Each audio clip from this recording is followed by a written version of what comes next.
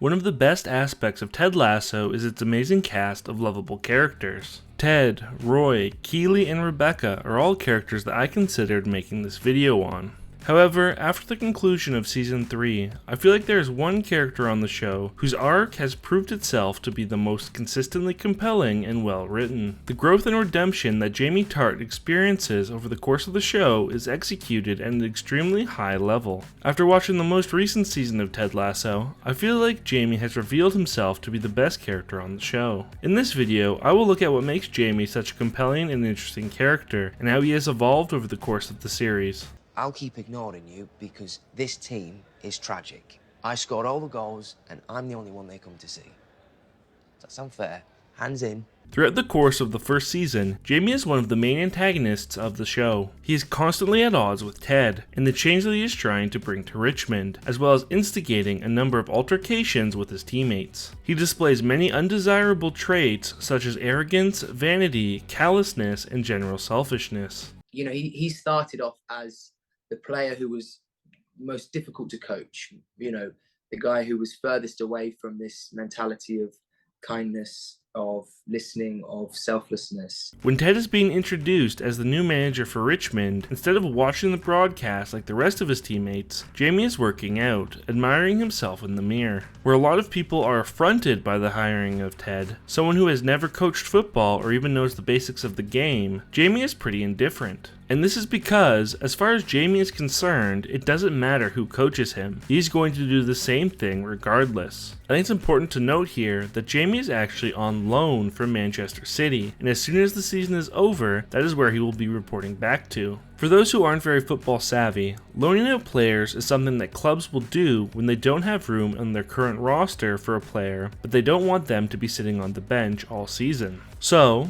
they loan them out to a different team for a fee, so that the player will get the playing experience that they need so that they can continue to develop and hopefully make the main team the next season. There is oftentimes an agreement in place that the loaned player will get a certain amount of playing time, because if the player wasn't going to play, they might as well have just stayed with their main club. A player like Jamie, who is a young phenom, is no doubt on one of these pre-negotiated agreements, as Manchester City is seasoning him until he is ready for full time at one of the best clubs in the Premier League. Jamie likely knows all of this and uses it as leverage to do whatever he wants, because at the end of the day, Richmond essentially has to play him or risk being recalled by Man City. And for a team like Richmond that is trying to fight off relegation, having an ace in the hole is huge. I think Jamie's loan status is also partly why he doesn't feel compelled to buy into the culture that Ted is trying to establish. To him, Richmond is just a short stop to bigger and better things. He's not going to be a Greyhound for the long term, so why should he even care about what the Greyhounds do?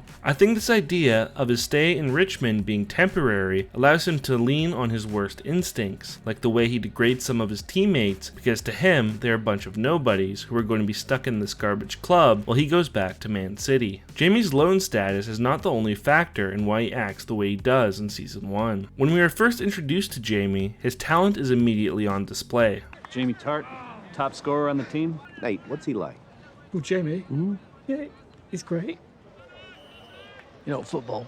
He is the best player on the team by a country mile, and he knows it. In his mind, he can get away with anything he wants, because what are they going to do, not play their best player? And so he takes advantage of his status and uses it to influence players like Colin and Isaac to bully people like Nate, just so he can have a laugh. He feels untouchable and does whatever he wants. He is living in a best player on the team bubble, where he can do anything he wants without having to deal with any consequences for his actions. And this behavior bleeds into his relationship with Keely. He is with Keely initially for little more than her looks. In his mind, she is lucky to be with him, and so he is often dismissive of her feelings. The charity auction is a prime example, where he is pretty rude to her most of the night, and even starts chatting up Bex. He does this almost in a childish attempt to wind her up, and when she gets upset about how he is acting, he thinks she is being ridiculous. When she breaks up, noting a lack of accountability on his part as one of the main reasons, he is dismissive, pulling the classic never cared and sleeping with another woman that very night. No. You can't get mad. You broke up with me. Like 24 hours ago.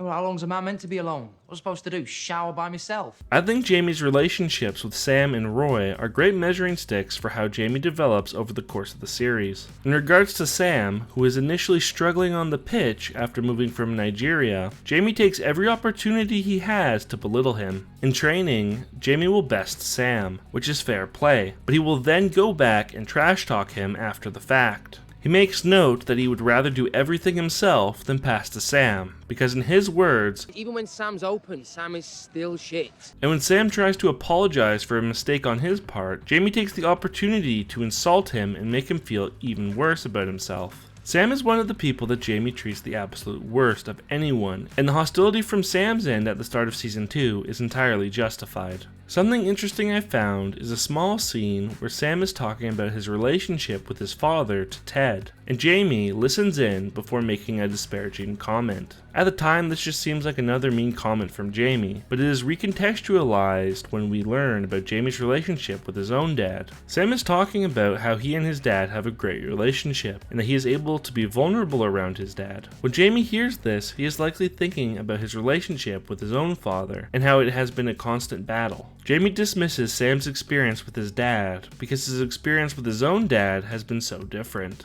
Instead of having someone to uplift him, Jamie's dad has always put him down. Jamie's relationship with Roy is one where the new young superstar is pushing out the aging veteran. Unlike some members of the team, Roy doesn't care that Jamie is the best player. The two are constantly at odds and always insulting one another.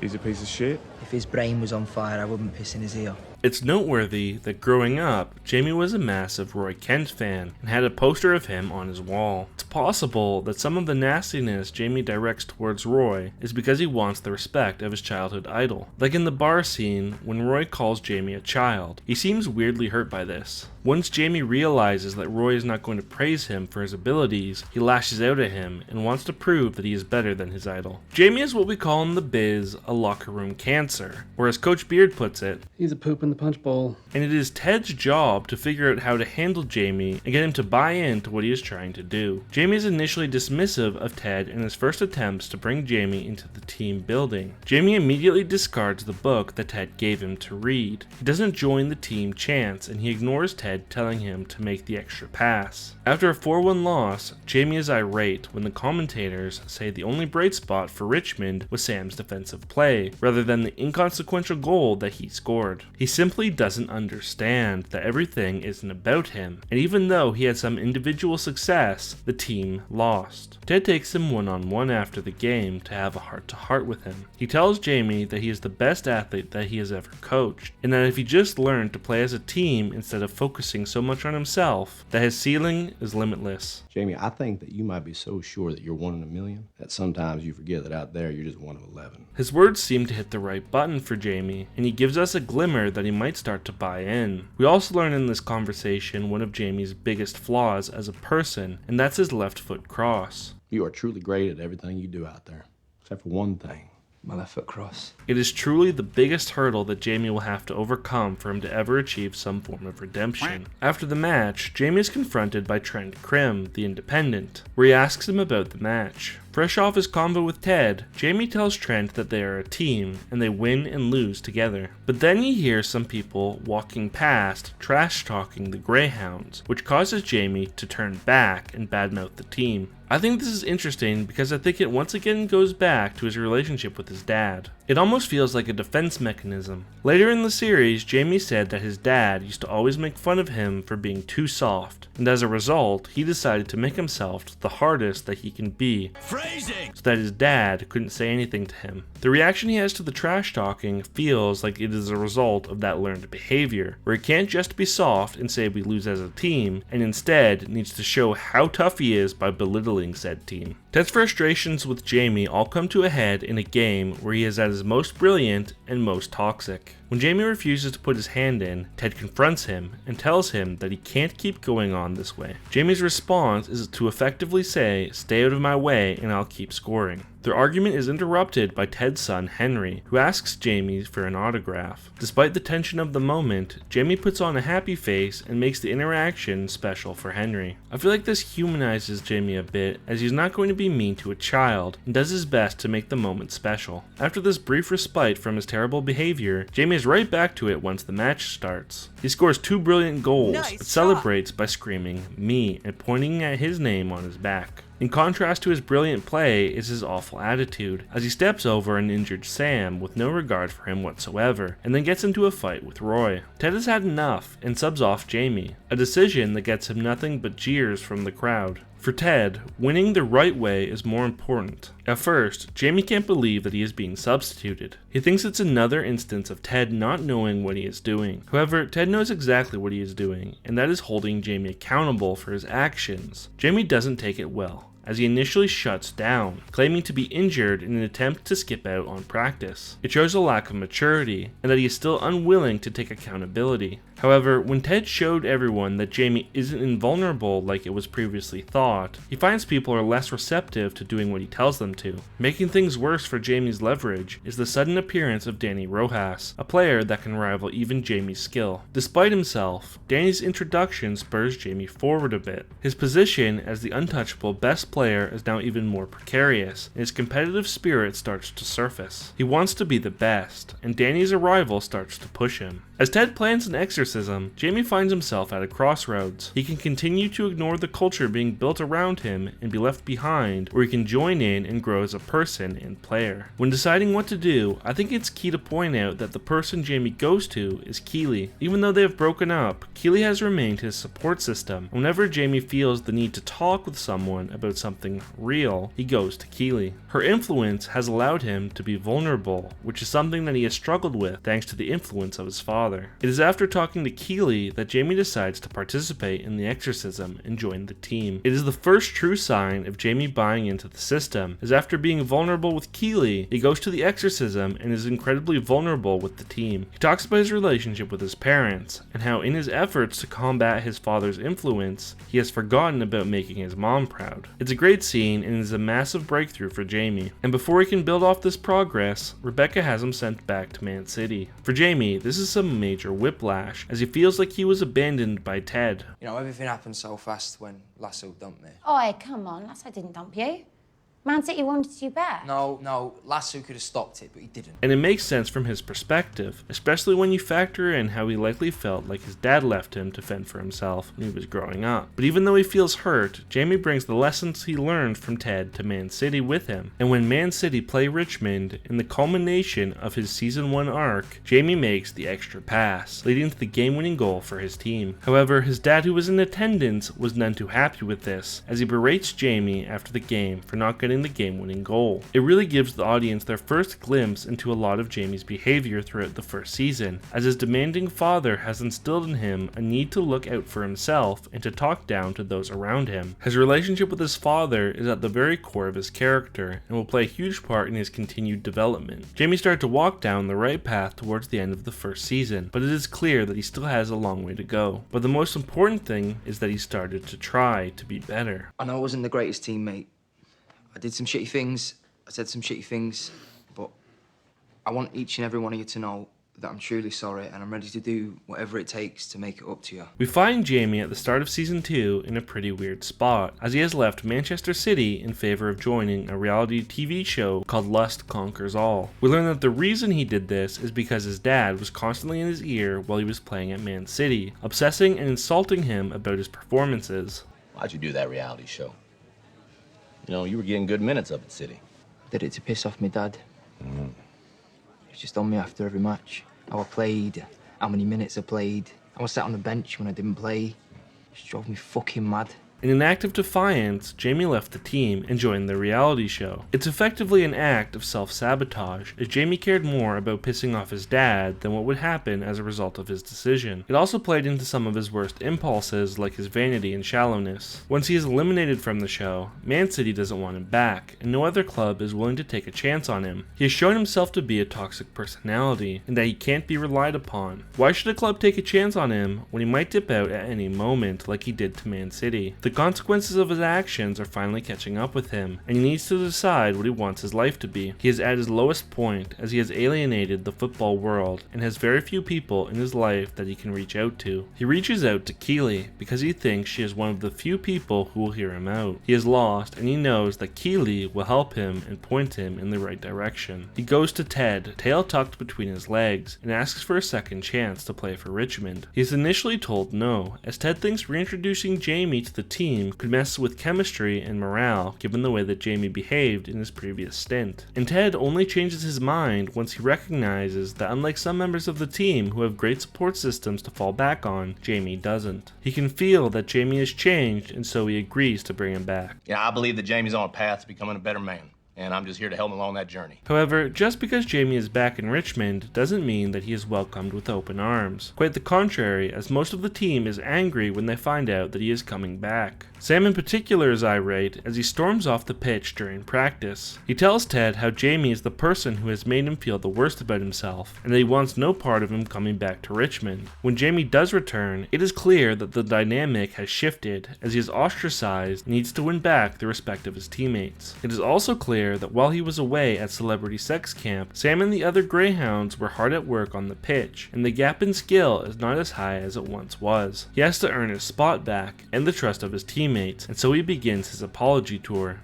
Jamie has at some point learned how to say sorry.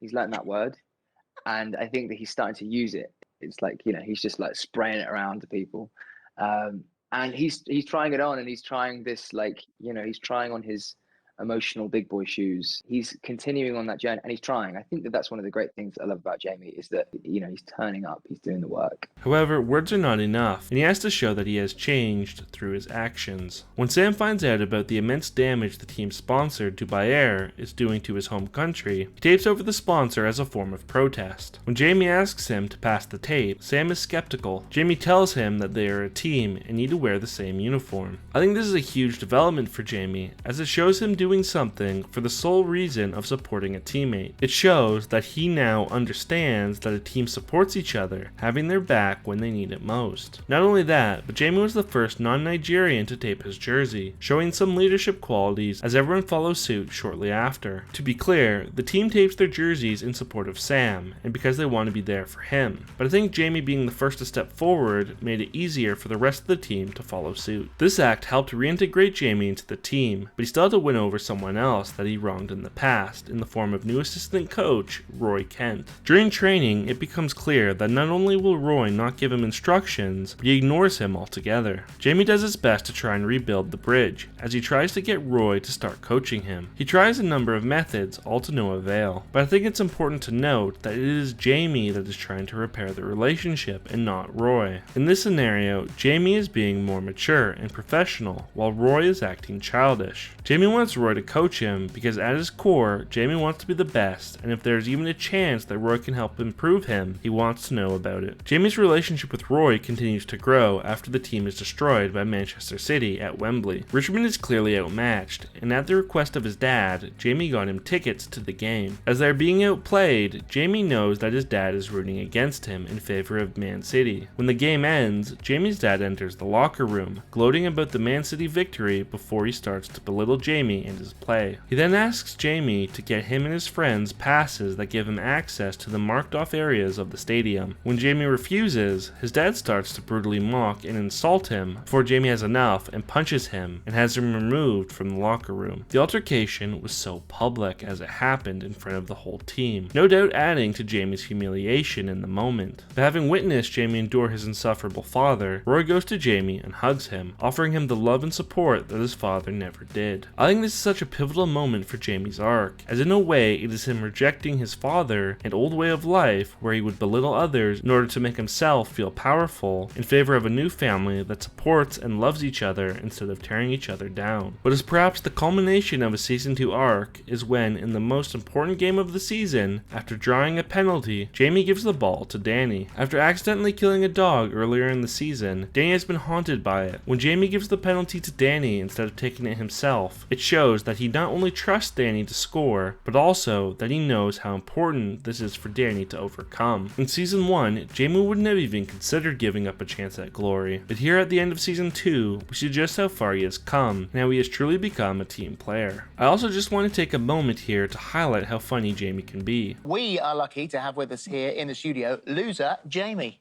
Easy, Philip. I'm not just a loser, I'm the loser. In a comedy-based show like Ted Lasso, I think it is important for the characters to nail the comedic moments just as much as the dramatic ones. It's true, I'm being super mature, you big dumb hairy baby twat. In my opinion, Jamie has some of the funniest moments in the show. Hey, enough of that negativity, eh? Yeah, City are great, they just are, but who the fuck cares, because so are we. So stop acting like a bunch of little bunny rabbits. Let's fucking do this, yeah? As season 3 begins, we see that Jamie has continued to develop and is now one of the leaders in the Richmond locker room. When all of the pundits have Richmond ranked last, he is the one to really grab onto Ted's teachings and reinforce it with the team. You see what they said about us? Lads, remember, it's just poopy. Let it flow. This shows not only is Jamie not afraid to speak up, but the team now looks to him again as a source of inspiration. He has a directness to him, which is based of, more so is based from a place of like appreciation of others or himself within a wider framework.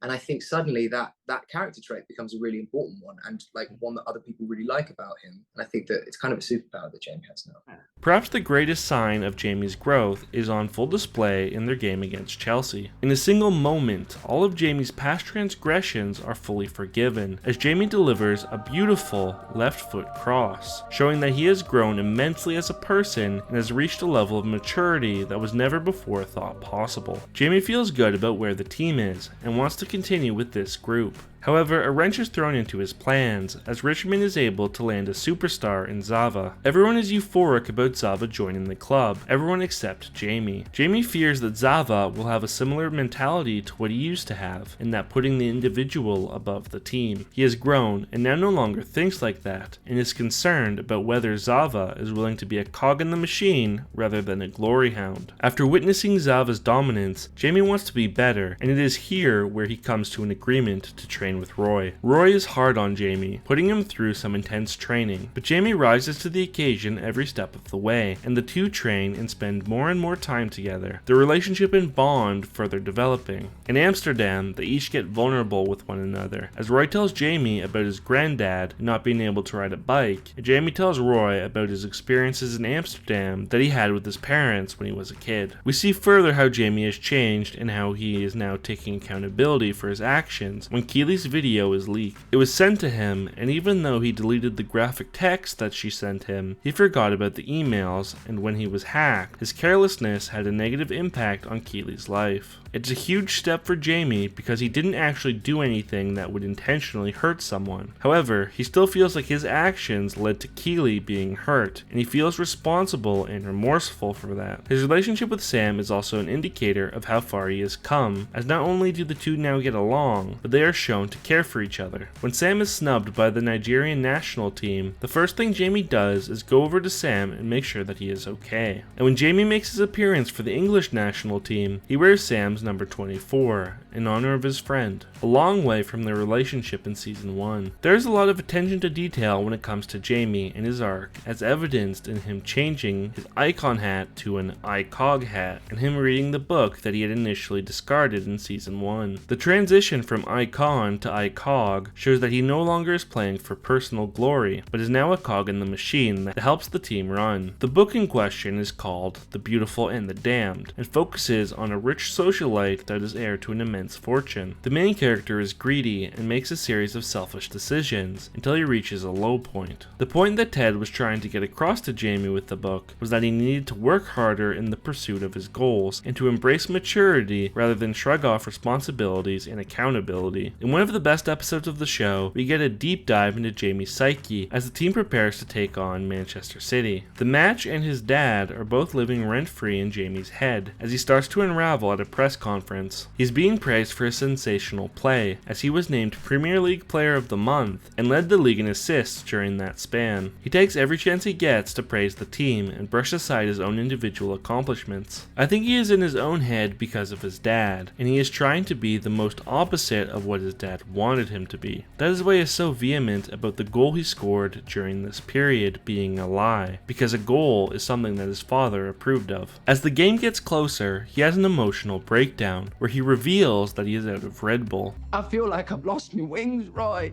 Where the fuck are my wings, right? Yeah! The pressure of it all is getting to him, as Richmond needs to win in order to have a chance at the championship. It's his first time back in Man City since he left, and the crowd and his father are likely to boo him and cheer for his failure, and people online are trash talking his hair. I know a lot of people are shit talking your hair online. They're what? In order to get out of his own head, he needs to see someone who loves him unconditionally and doesn't care about what happens during the match, and so he visits his mother. He lays out everything he is feeling to his mom, who then tells him exactly what he needs to hear. It's a great scene as Jamie's mom reaffirms to him that he has nothing to prove to his father and that he should play for himself. During the match, Jamie is booed and played hard by Man City, marking him and playing extremely physical. He doesn't let that get the best of him though, and rises to the occasion as he has an important part in setting up Richmond's first goal. He then makes a massive defensive play to keep the lead. Once again, something that he previously wouldn't have done, as I doubt the word defense was even in his vocabulary in season 1. However, during the play, he injured his ankle, and while he is on the sidelines, Ted approaches him. Jamie is looking in the stands for his dad, certain that he is there somewhere, booing him and cheering for his failure. But Ted gives him the last piece of the puzzle, that hating his dad is no longer motivating him because he has moved past that. So Ted offers Jamie the only thing left to do, to forgive his father. Jamie is initially reluctant, but Ted tells him that he is not doing it for his father, but doing it for himself, to help him heal and move forward, knowing that what his father did to him wasn't right, but that Jamie has moved beyond that and is ready to try and heal the relationship. With these words, Jamie has made up his mind.